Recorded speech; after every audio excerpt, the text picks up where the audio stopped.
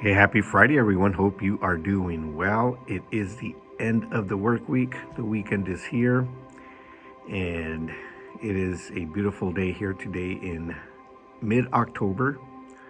We're inching towards the end of October, and then we've got November and December, and that's it. Goodbye, 2025. And this is In the Raw, unscripted, unpracticed, unedited conversation. We've been talking about scars. And we've been talking about what it means to have those emotional scars the last couple of videos. And in the last one, we started talking about the lies that the enemy wants us to believe about scars. And so we talked about the first lie that the enemy gives us. He wants us to believe that emotional scars heal just like physical scars, but they don't. Emotional scars take time, and it takes a lot of effort for them to heal. The second lie that the enemy gives us, or tries to make us believe, is that people are crazy if they have emotional scars. It's just not true. People think, oh, that person is in therapy, that person's in counseling, that person had to stay after to talk to their leader because they've got some things going on. The lie is that people are crazy if they have emotional scars. It is a lie. People aren't crazy if they have emotional scars. They're actually healthy, and they're trying to deal with them.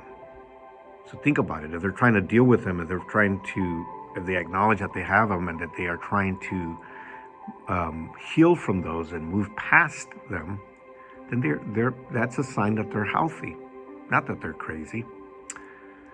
So, sometimes we think, people, that person is in therapy, that person has issues, and it's a mental thing, And the whole thing about mental health, it's more of a spiritual thing. I've seen it day in and day out. I work with students, and I see how they have been scarred emotionally by trauma in their lives, by the abandonment of a parent, for example, or by, abuse, not a certain type of abuse, just abuse in general, physical abuse, verbal abuse, emotional abuse, sexual abuse. And I've seen it firsthand, how, it creates what we call a mental health issue, but I've always said a mental health issue, even before it was a thing, even before it was something that, everybody was talking about back in the day when I first started teaching over 25 years ago, I would see it and I would say, this is something spiritual. The enemy has a stronghold on this poor child because of what his or her parents, the decisions that they made, because of the things that they decided to do, or the actions that they decided. And, unfortunately, it is a stronghold that's been placed on this child.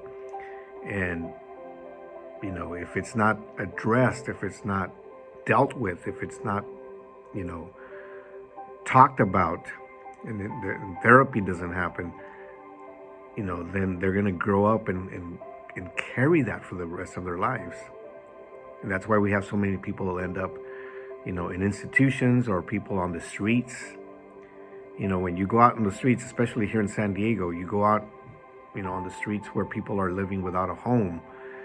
We call them homeless, or unhoused, or unsheltered, whatever you want to say. And you look at them and you analyze and you think about it. I thought about it so many times. What did this person do to end up where they are? And it's not a money problem. It's not that they don't have any money, because a lot of them do actually. They have government assistance. Some of them are veterans, and they have a check that they receive every month. But the problem is a mental health issue and a drug issue. And they work together. The enemy has a stronghold on those people with those two things. Emotional scars. Something happened in their lives, somewhere along the line, where they ended up, emotionally scarred, and it never healed. And we call it mental health or mental issues. They never received help. They never,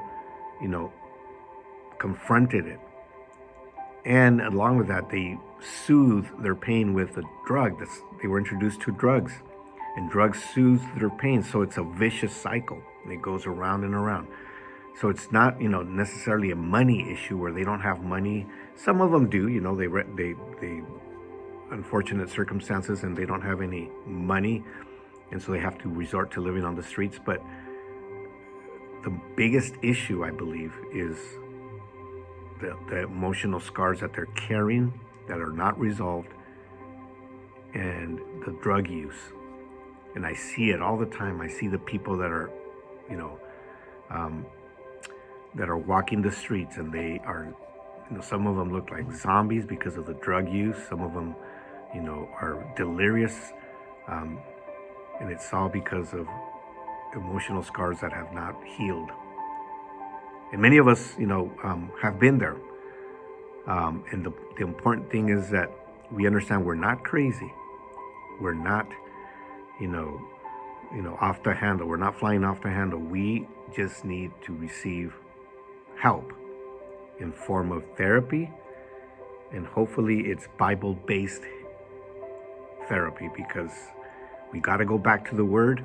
We got to go back to what Jesus taught and what Jesus showed us and how He lived in order to heal from those emotional scars.